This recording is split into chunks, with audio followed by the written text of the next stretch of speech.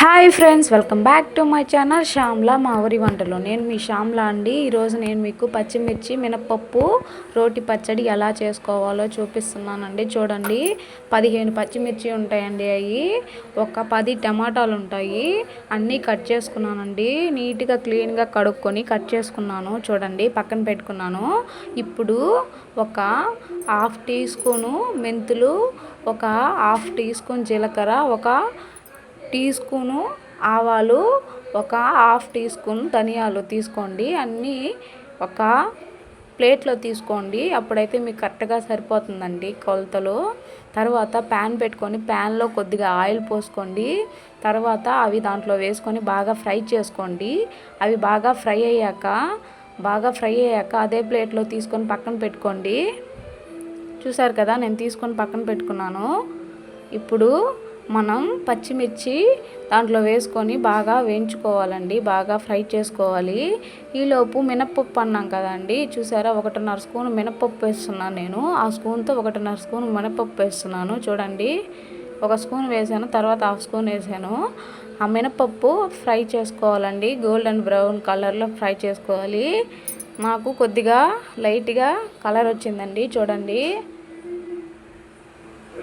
నాకు కొద్దిగా లైట్గా కలర్ వచ్చేసింది. మీరైతే గోల్డెన్ కలర్లో ఫ్రై చేసుకోండి.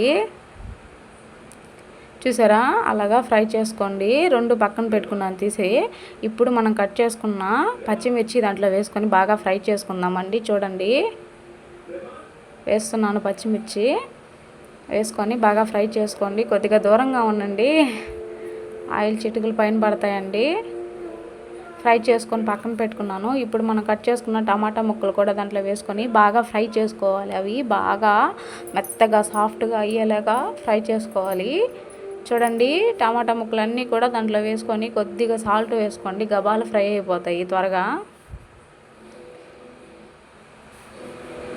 త్వరగా ఫ్రై అవ్వాలంటే సాల్ట్ వేసుకోవాలండి, గుర్తుపెట్టుకోండి. దాంట్లోనే కొద్దిగా ఒక నిమ్మకాయ సైజ్ అంత చింతపండు వేసుకుంటున్నానండి. అప్పుడు పచ్చివాసన లేకుండా చింతపండు బాగుంటుంది. దాంట్లో బాగా మెత్తబడిపోతుంది చింతపండు కూడా. కొద్దిగా సాల్ట్ వేసుకుంటే బాగా 2 మెత్తగా అయిపోతాయండి, సాఫ్ట్గా. చూసారా, బాగా మెత్తబడుతున్నాయి కదా. చూడండి ఎలా మెత్తబడిపోయినాయో, సాఫ్ట్గా అయిపోయాయి కదా.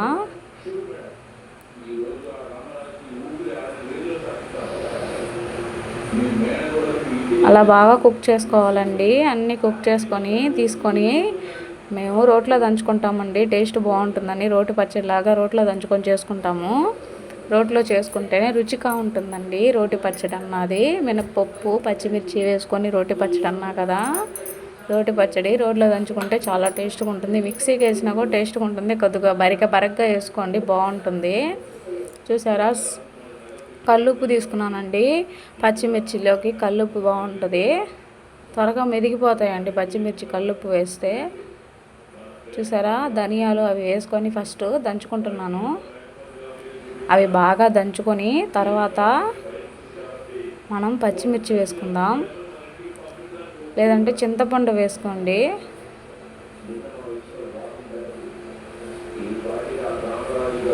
బాగా దంచుకోవాలండి.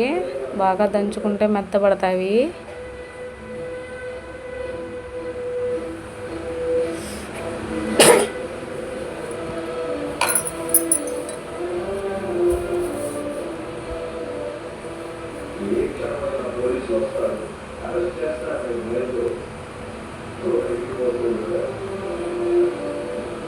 చూసారా, బాగా మెత్తగా దంచుకున్నాను. ఇప్పుడు మనం చింతపండు వేసుకుంటున్నాం అండి. చింతపండు కూడా టమాటా ముక్కల్లో ఉంటుంది కదా, అక్కడక్కడ తీసుకొని వేసుకోండి. అది బాగా రుబ్బుకోండి, బాగా నూరుకోండి. బాగా నూరుకుంటే మధ్యలో తగలకుండా ఉంటుందండి, పుల్లంగా. అంత బాగా నూరుకుంటే అంత బాగుంటుంది పచ్చడి. చూసారు కదా, నూరేసాను. ఇప్పుడు మనం పచ్చిమిర్చి కూడా వేసుకొని దాంట్లో బాగా నూరుకుందాం. ఉప్పు పచ్చిమిర్చి వేస్తానండి, ఎందుకంటే బాగా త్వరగా బాగా నలిగిపోతాయండి, త్వరగా క్రష్ అయిపోతాయి. అందుకని ఉప్పుతో పాటు పచ్చిమిర్చి వేసుకుంటే త్వరగా మెదిగిపోతాయి. చాలా రుచిగా చాలా అమోఘంగా ఉంటుందండి పచ్చడి. తినే కొద్దీ తినాలనిపిస్తుంటుంది. మీరు ట్రై చేసి తినండి, చాలా రుచిగా ఉంటుంది. ఆ పచ్చడి మొత్తం అయిపోయి పక్కన తీసుకున్న తర్వాత అదే రోట్లో కొద్దిగా పచ్చడి ఉంచుకొని ఆ రోట్లో వేడి వేడి అన్నం వేసుకొని కలుపుకొని తింటే ఆ రుచే వేరు. అసలు ఆ టేస్ట్ దేనికి రాదండి, అంత బాగుంటుంది. లాస్ట్ అంతా అయిపోయిన తర్వాత ఫైనల్గా ఆ పచ్చడి దాంట్లో ఆ రోట్లో అన్నం కలుపుకొని తినాలండి, భలే ఉంటుంది. చూసారా, మినపప్పు మెదగదని వేసేస్తున్నానండి, త్వరగా మెదిగిపోతుందని. చూసారా, వేసి దంచుకోండి ఒక 5 నిమిషాలు అలా, మరి ఎక్కువగా దంచకండి. మినపప్పు మధ్య మధ్యలో ఒక్కొక్క ముద్దలో తింటుంటే అక్కడక్కడ తగులుతుండాలండి, అప్పుడే రుచిగా ఉంటుంది.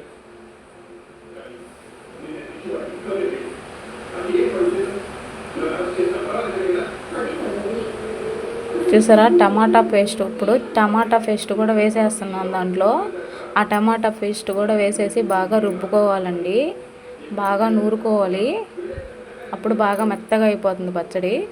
మెత్తగా అంటే మరీ మెత్తగా ఏం కాదు, కచ్చా పచ్చాగా దంచుకోండి, రుచిగా ఉంటుంది.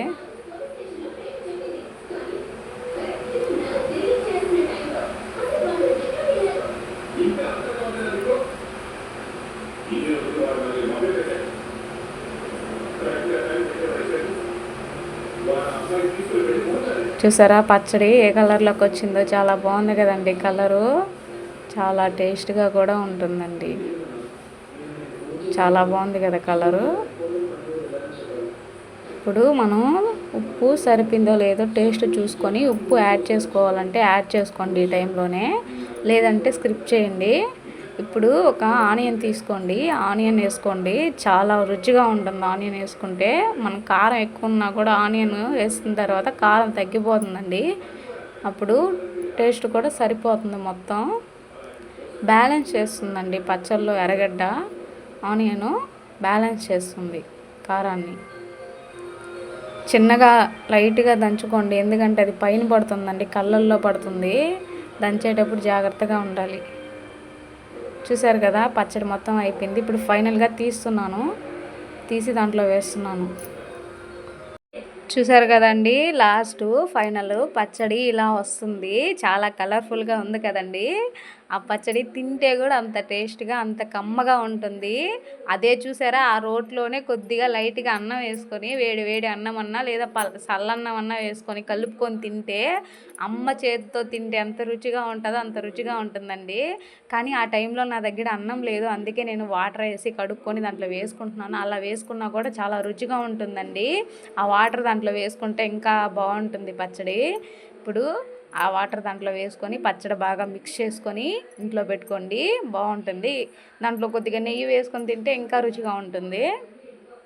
చూసారా, తర్వాత అంతా అయిపోయిన తర్వాత ఆ రోలు కూడా శుద్ధంగా క్లీన్గా కడుక్కొని మళ్ళీ దంచుకునేదానికి శుద్ధంగా క్లీన్గా కడిగి పెట్టుకోండి. చూసారా పచ్చడి ఎలా ఉందో, దాంట్లో కొద్దిగా నెయ్యి తగిలించుకోండి.